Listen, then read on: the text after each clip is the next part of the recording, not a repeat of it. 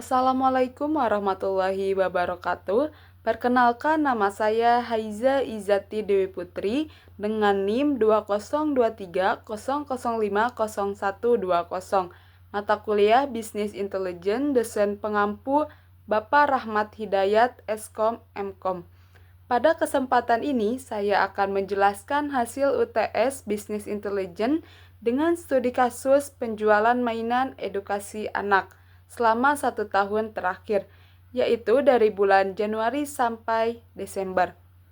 Dalam analisis ini, saya melakukan beberapa tahapan mulai dari invert library, membaca dataset, eksplorasi data, propressing, clustering menggunakan Kamin, hingga membuat model prediksi penjualan menggunakan linear regression.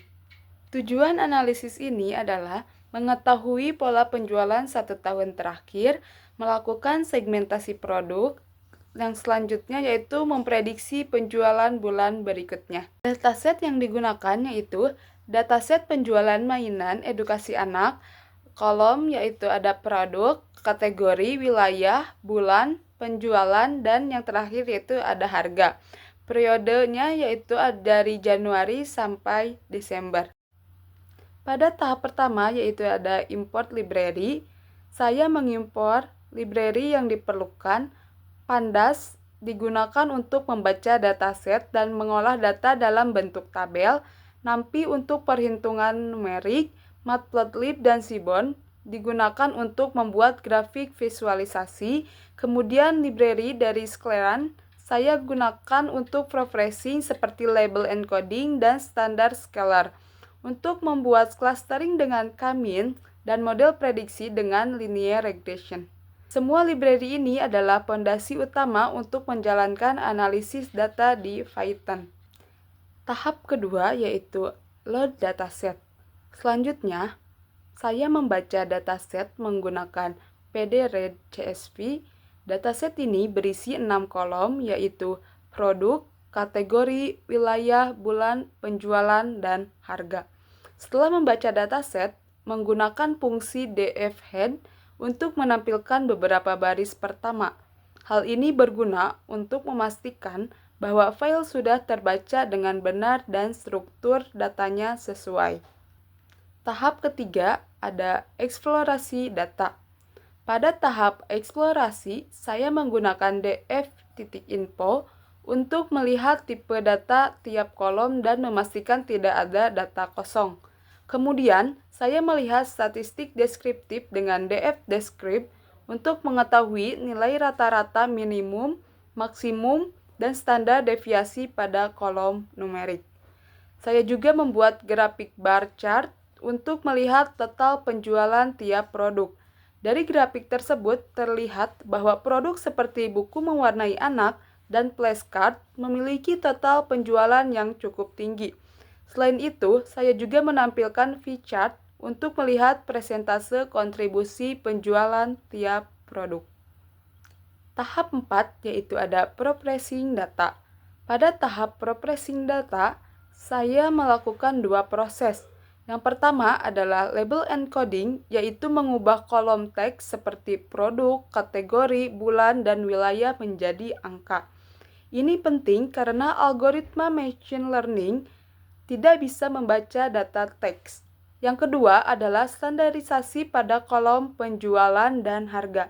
Saya menggunakan standar scalar supaya datanya berada pada skala yang sama.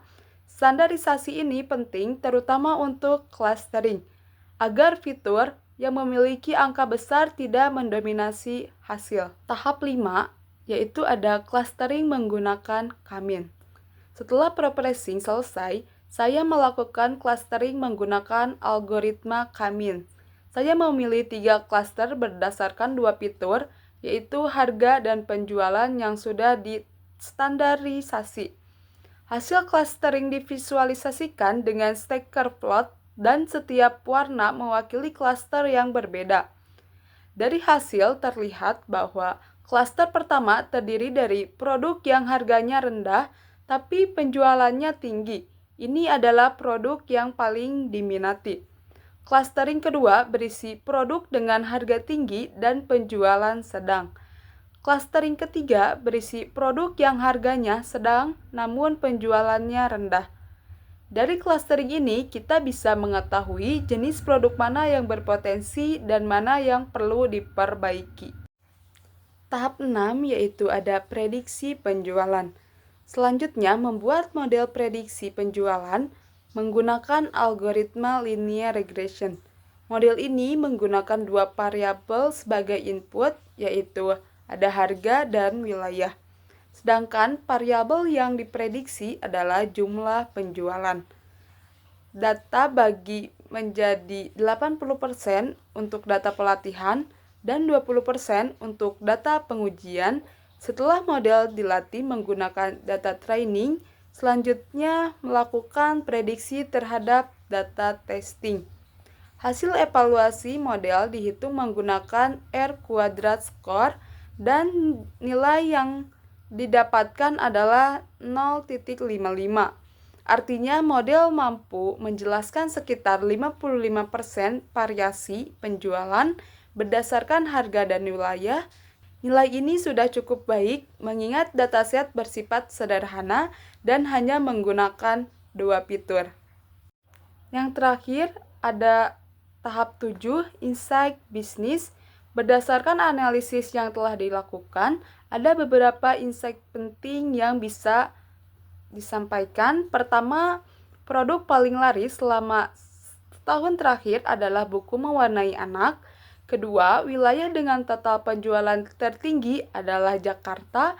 Ketiga, model prediksi linear regression memberikan nilai kuadrat sebesar 0,55 menunjukkan bahwa model prediksi sudah cukup membantu dalam memperkirakan penjualan, meskipun akurasinya masih bisa ditingkatkan dengan menambah variabel lain seperti promosi, musim pembelian, atau diskon. Dari insight tersebut, strategi bisnis yang bisa dilakukan yaitu ada meningkatkan stok untuk produk yang berada pada klaster penjualan tertinggi. Yang kedua yaitu ada memperkuat promosi di wilayah dengan penjualan tertinggi. Yang ketiga yaitu ada serta mengevakuasi harga produk yang sedang berada dalam klaster penjualan rendah. Di sini saya akan menampilkan codingan yang tadi saya sudah jelaskan menggunakan Google Colab. Di sini saya sudah memasukkan semua codingan yang tadi dari tahap 1 sampai tahap 7.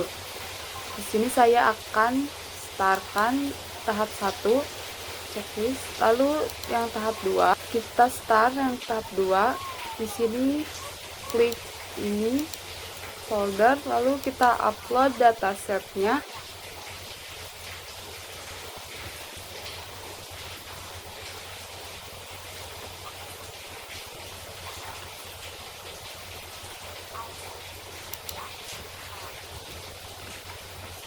Di sini nanti akan muncul datasetnya, sudah muncul, lalu klik titik 3, lalu salin jalur, kita tempel di sini. Lalu kita pastekan. Lalu kita loading lagi. Ini hasilnya. Ada 6 kolom. Ada 6 kolom, ada produk, kategori, wilayah, bulan, penjualan, dan harga. Di sini saya ngambil 5 teratas saja dari datasetnya. Ini hasilnya. Lalu kita startkan yang tahap 3. Yang tadi saya sudah jelaskan. Ini ada informasi dataset, ada kolom, ada statistik deskriptifnya juga. Ini hasilnya. Lalu di sini ada grafik total penjualan produk.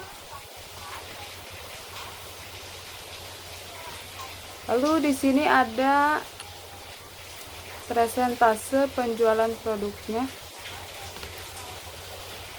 Lalu kita startkan yang tahap keempat. Ini dia tahap yang keempat hasilnya. Lalu tahap 5. Tahap 5 ini hasilnya, hasil clustering produk, harga versus penjualan. Ini dia rata-rata tiap cluster. Di sini ada tanda cluster 012. Ini dia hasilnya. Lalu kita startkan tahap 6. Ini dia tahap 6, R kuadrat score modelnya yaitu 0,55. Ini grafiknya. Untuk yang terakhir tahap 7, ini hasilnya yang tadi sudah dijelaskan di bagian tahap 7. Demikian presentasi hasil UTS Business Intelligence yang saya lakukan mengenai analisis penjualan mainan edukasi anak selama 1 tahun terakhir. Mohon maaf apabila ada kesalahan. Wassalamualaikum warahmatullahi wabarakatuh.